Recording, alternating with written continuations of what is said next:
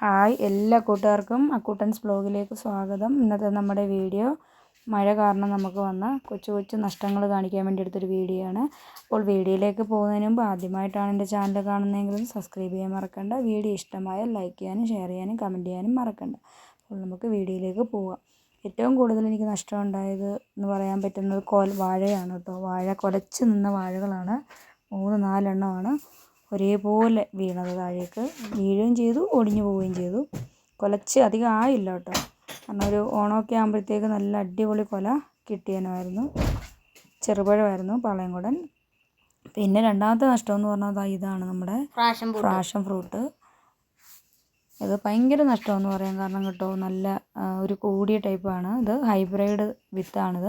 Hybrid വിത്തിൽ നിന്നുണ്ടായ passion ഫ്രൂട്ടുകളാണിത്. കഴിഞ്ഞ വർഷം എനിക്ക് വേണ്ടത്ര രീതിയിൽ കായ ലഭിച്ചിരുന്നില്ല, പക്ഷേ ഈ വർഷം ഒരുപാട് കായ എണ്ണി പറയാൻ പോലും പറ്റില്ല, അത്രമാത്രം നന്നായിട്ട് കായ്ച്ചിരുന്നു. എനിക്ക് നന്നായിട്ട് വിൽക്കാൻ വേണ്ടി തന്നെ പ്രതീക്ഷിച്ച് നട്ടൊരു ഇനമായിരുന്നു. എന്തായാലും ഒന്നും പറയാനില്ല, കംപ്ലീറ്റും പോയെന്ന് പറയുന്നത്. അധികമൊന്നും ആ മരത്തിലില്ല.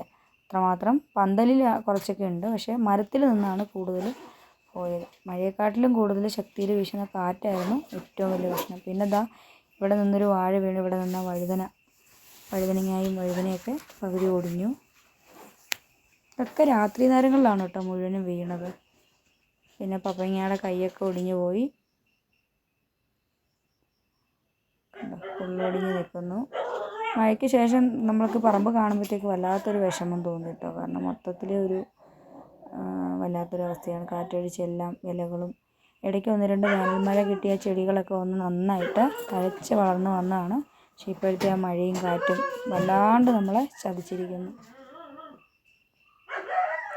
കണ്ടോ, എവിടെ നോക്കിയാലും പാഷൻ ഫ്രൂട്ടുകളാണ്. കാറ്റടിച്ച് കൊണ്ടിട്ടിരിക്കുന്ന സ്ഥലങ്ങൾ പല സ്ഥലത്താണ്. ചെടി നിൽക്കുന്നിടത്തൊന്നും അല്ല വീണ് കിടക്കുന്നത്, ഒരുപാട് ദൂരേക്ക്.